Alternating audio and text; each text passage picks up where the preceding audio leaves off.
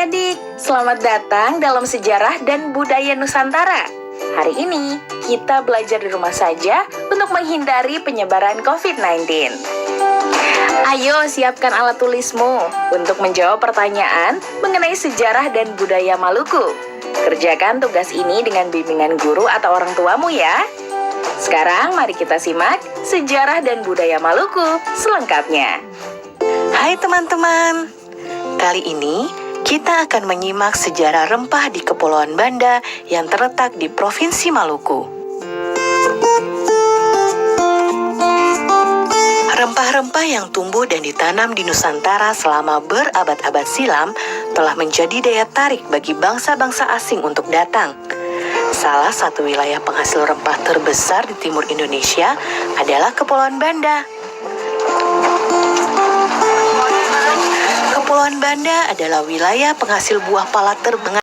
Pala pada abad ke-15 membuat Banda semakin ramai dikunjungi oleh orang-orang asing dan perlahan menguatkan Banda sebagai berbagai kebutuhan hidup manusia. Pada abad ke-9, di Mesir dan India, pala digunakan sebagai pengawet jasad. Masih banyak lagi manfaat buah pala lainnya. Daging buah pala dapat dibuat sirup. Fuli atau kulit pembungkus biji pala dapat dimanfaatkan untuk membuat parfum, dan biji pala dimanfaatkan untuk obat-obatan, bumbu masak, kosmetik. Ke-16 berlomba-lomba datang ke Banda. Pada abad pertengahan, harga pala di pasar Eropa sangat mahal. Kalau dibandingkan dengan zaman sekarang, seperti gadget canggih sejak zaman Romawi, pala dibawa ke Eropa oleh para pedagang Cina yang singgah di Maluku. Pala juga dibawa oleh para pedagang India melintasi Asia Tengah dan Asia Barat. Dari situlah kemudian pala tersebar ke berbagai penjuru dunia. Bangsa Portugis menjadi yang pertama kali mendarat di Banda pada tahun 1512. Kedatangan bangsa Portugis kemudian disusul oleh kedatangan bangsa Belanda pada tahun 1599. Belanda dan Inggris memperebutkan pala di Banda, akhirnya membuat Portugis tersisih. Termasuk menyingkirkan para pemimpin desa atau yang dikenal dengan orang kaya. Kedatangan bangsa Eropa yang ingin menguasai perdagangan pala membuat masyarakat Banda menderita. Inggris berhasil merebut Pulau Run dari tangan Belanda. Inggris kemudian membawa pohon pala keluar dari Banda dan mulai menanamnya di Sumatera dan Malaysia. Sejak saat itu, monopoli perdagangan pala dunia yang dikuasai oleh VOC. Nenek kita sering memakai bubuk pala sebagai bumbu dapur. Kita juga bisa menikmati berbagai olahannya, seperti manisan, sirup, dan minyak gosok. Ternyata, di balik bentuk pala yang mungil, tersimpan sejarah yang luar biasa ya. Sampai jumpa di cerita seru sejarah Indonesia lain. Adalah bagaimana cara membudidayakan tanaman buah pala. Dicatat ya, bagaimana cara membudidayakan tanaman buah pala. Jawablah pertanyaan ini sebagai tugas ya.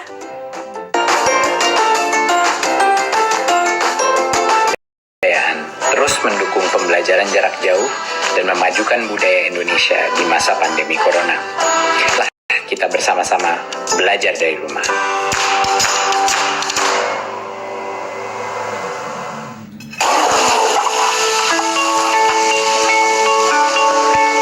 Perilaku hidup bersih dan sehat merupakan cara paling efektif untuk tingkatkan daya tahan tubuh dengan istirahat cukup dan rajin berolahraga. 3. Konsumsi makanan bergizi seimbang yang dimasak sempurna dan minum air putih 8 gelas per hari. 4. Gunakanlah masker atau tutup mulut dengan lengan jika benar tenang dan selalu waspada. Mari kita maksimalkan upaya pencegahan virus corona dengan menerapkan perilaku hidup bersih dan sehat.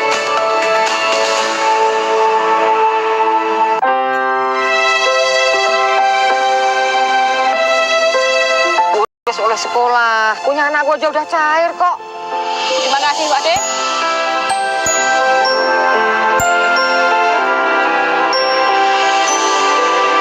Sinias-sinias muda berbagi Bakat Indonesia menghibur Anda bersama keluarga. Temukan pesan-pesan pendidikan syarat makna. TVRI, Media Pemersatu Bangsa.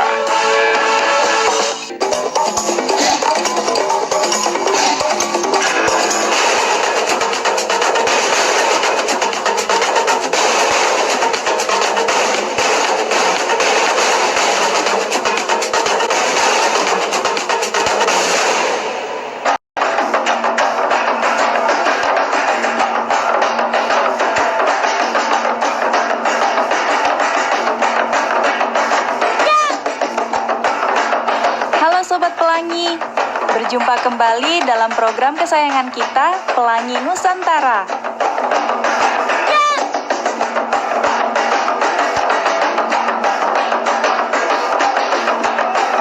Sobat Pelangi, coba lihat teman-teman kita yang cantik ini. Mereka itu sedang menari apa ya?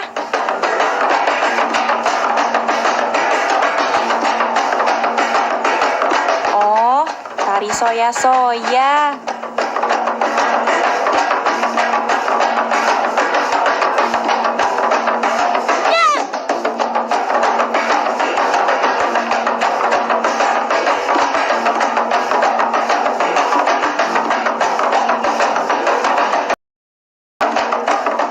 Adik-adik, tarian soya-soya itu adalah tarian perang ya, yang menceritakan tentang peperangan ya, kemarahan masyarakat Maluku Utara, dan asalnya itu sebenarnya dari Pulau Kayowa ya. Pulau Kayowa itu di salah satu pulau di Halmahera Selatan yang kemudian menyebar ke seluruh Maluku Utara.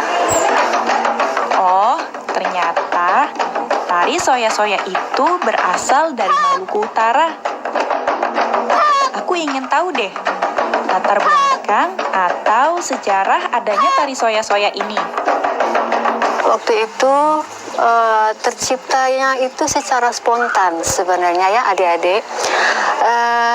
Pada saat masyarakat atau yang di sana di daerah Maluku Utara itu disebut dengan Balakusu Sekano-Kano. Ya, Balakusu Sekano-Kano itu artinya rakyat yang merasa marah mengetahui bahwa Sultan Babullah diculik kemudian dibunuh. Seperti itu sampai terciptanya tarian tersebut gitu. Sobat Pelangi, perhatikan deh pakaian dan tata rias wajah mereka. Keren ya. Kalian mau tahu tidak bagaimana mereka merias wajah dan tata cara mengenakan kostum untuk tarian soya-soya ini? Kalau aku sih mau tahu banget. Kita simak penjelasan berikut ini. Untuk kostum soya-soya, ini dari setelan ya, seperti kemeja dan celana panjang. Kemudian ada selempang kiri kanan, ya, warna merah atau kuning. Kemudian rok. Nah, rok ini adik-adik berwarna 4 aja, ya. Topi itu kita namakan toala lipat, ya. Tidak ada ornamen lain kecuali ngana-ngana di sebelah kanan, dan salawaku yang kita pakai di kiri itu menggambarkan seperti ornamen untuk perang ya waktu saat itu. Jadi tarian soya-soya karena laki-laki semua, kita tidak memakai make up. Di tarian soya-soya ini ada sekitar 12 gerakan dasar ya. Nah, tapi sampai sekarang itu kita belum ada namanya. Dari gerakan 1 sampai gerakan 12. Tapi setiap pergantian gerakan tadi sudah ada namanya, yaitu namanya saya ya. Kita sebut suba, yaitu pada saat kita hormat ya. Kita duduk kemudian kita hormat, itu menggambarkan kita menghormati.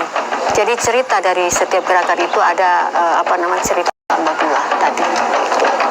Jadi kostum adik-adik yang digunakan untuk penari soya-soya ini sangat unik ya. Kita adaptasi dari bangsa kolonial dulu rupanya ya. Jadi ada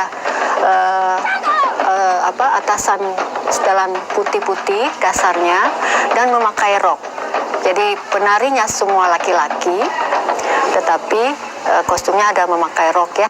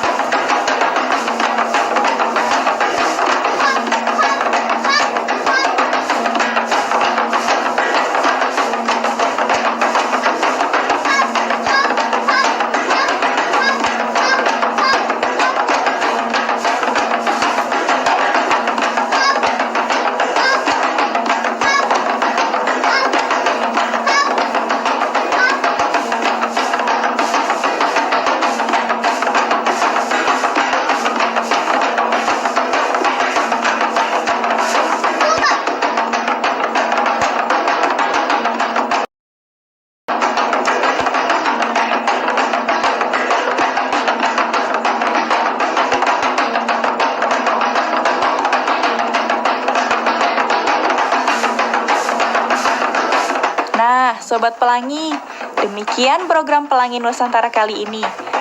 Sampai jumpa di episode selanjutnya. Nah, adik-adik, sekarang waktunya menjawab. Apa yang harus kamu lakukan untuk melestarikan budaya nasional seperti tari soya-soya? Melestarikan budaya nasional seperti tari soya-soya? Jawablah pertanyaan ini sebagai tugas ya.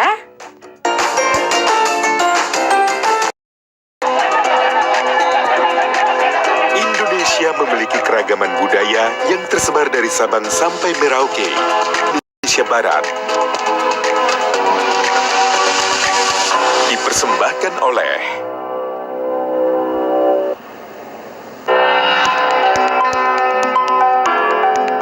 Segala Dosa. Sama saya Lucky Octavian Bersama saya Rina Fahlevi. dan saya Teguh Fajri, tentunya hanya di TVR. Ini yang membuat saya rindu akan mereka. Walau berjauhan, jarak bukan alasan. Anak-anak Indonesia.